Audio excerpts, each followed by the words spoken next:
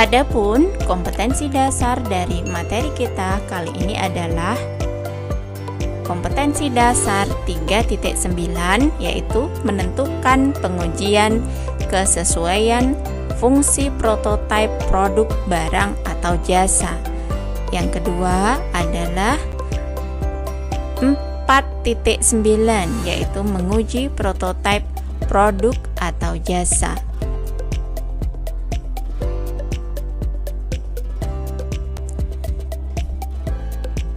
Tahukah kalian ini gambar apa? Ini adalah gambar contoh-contoh pengujian prototipe produk.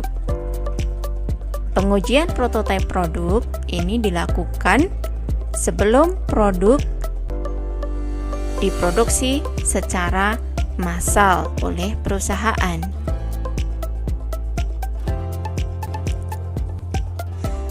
Pengujian prototipe produk atau jasa merupakan bagian dari pengujian produk baru.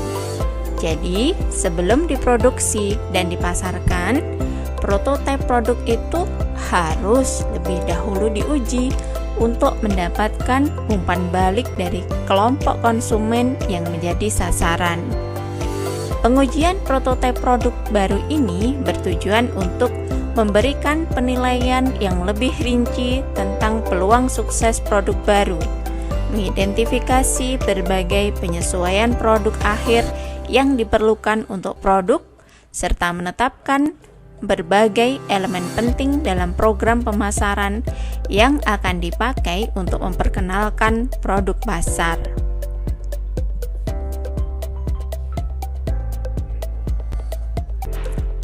Setiap pengujian prototipe produk ini harus mencakup pertanyaan-pertanyaan berikut ini.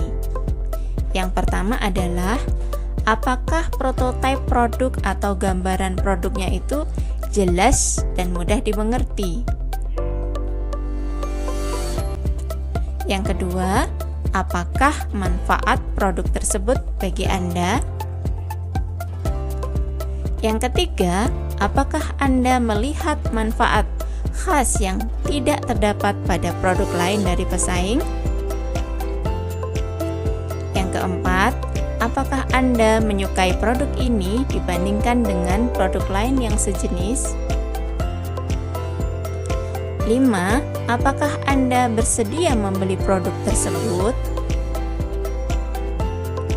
6. Apakah produk ini memenuhi keinginan atau kebutuhan Anda? 7. Perbaikan apakah yang Anda usulkan dari produk tersebut?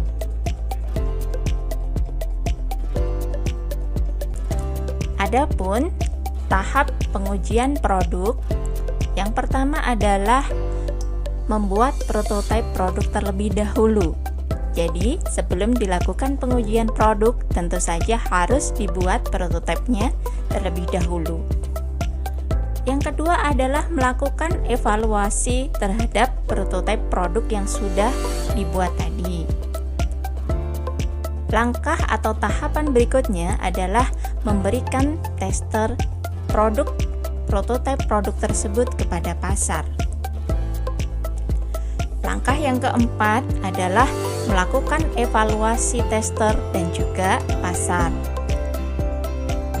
Langkah atau tahapan yang kelima yaitu membuat rencana lanjutan setelah melakukan evaluasi. Tahap yang keenam adalah melakukan produksi massal. Tahap yang berikutnya adalah melakukan evaluasi terhadap produksi massal. Pada proses selanjutnya, jika konsep produk yang telah dianalisis kemungkinannya secara teoritis dapat diterima, maka konsep tersebut dikembangkan menjadi produk secara fisik oleh Departemen Litbang. Dalam hal ini terdapat 3 langkah yang perlu dilakukan. Yang pertama adalah pembuatan model. Pembuatan model ini memiliki 3 persyaratan. Yang pertama adalah produk tersebut harus dipandang konsumen sebagai atribut pokok seperti produk yang sebelumnya. Persyaratan yang kedua adalah dapat bekerja dengan aman dalam keadaan dan penggunaan yang normal. Persyaratan yang ketiga adalah bisa dilaksanakan oleh pabrik sesuai dengan anggaran yang tersedia. Langkah yang kedua adalah pengujian fungsional. Pengujian fungsional ini untuk mengetahui apakah produk tersebut benar-benar berfungsi dengan baik dan aman bagi konsumen. Langkah yang ketiga adalah pengujian konsumen. Pengujian konsumen ini merupakan kegiatan mencoba konsumen untuk menilai bagaimana tanggapan konsumen. Setelah melewati 3 tahap dalam proses pengembangan produk, langkah selanjutnya adalah pengujian pasar. Pengujian pasar merupakan proses di mana produk dan program pemasaran masuk ke dalam kondisi yang lebih nyata. Tujuan dasarnya adalah menguji produk itu sendiri dalam situasi yang sebenarnya.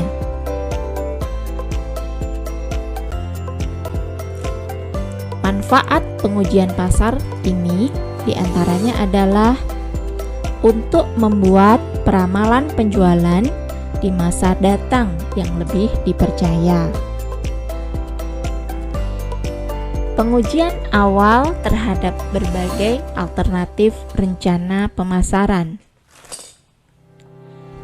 Manfaat berikutnya adalah pengusaha akan dapat menentukan sumber kegagalan produk yang luput dari perhatian pada tahap pembuatan produk. Lalu, bagaimanakah proses pengujian prototipe produk baru tersebut? Secara umum terdapat 4 kegiatan dalam pengujian produk baru. Di antaranya, yang pertama adalah technical testing atau pengujian teknis. Pengujian ini dilaksanakan dengan cara membuat prototipe yang menjadi produk akhir. Pengujian atas kinerja produk prototipe dapat menghasilkan sejumlah informasi penting tentang produk shelf life atau usia panjang produk, tingkat keusangan produk, masalah yang timbul dari pemakaian atau konsumsi yang tidak seharusnya, potensi kerusakan yang memerlukan penggantian, serta jadwal pemeliharaan yang tepat. Yang kedua adalah pengujian preference and satisfaction testing atau preferensi dan kepuasan. Pengujian ini dipakai untuk menetapkan elemen-elemen yang akan dirancang dalam rencana pemasaran serta membuat tafsiran penjualan awal produk baru. Yang ketiga adalah simulated test market atau pengujian pasar, yaitu prosedur riset pemasaran yang dibuat untuk memberikan gambaran yang murah dan cepat tentang pangsa pasar yang bisa diharapkan pada produk baru. Dan yang keempat adalah test market atau pengujian pasar. Perusahaan akan menawarkan sebuah produk untuk dijual di wilayah pasar terbatas yang sebisa mungkin dapat mewakili keseluruhan pasar di mana produk itu nantinya akan dijual.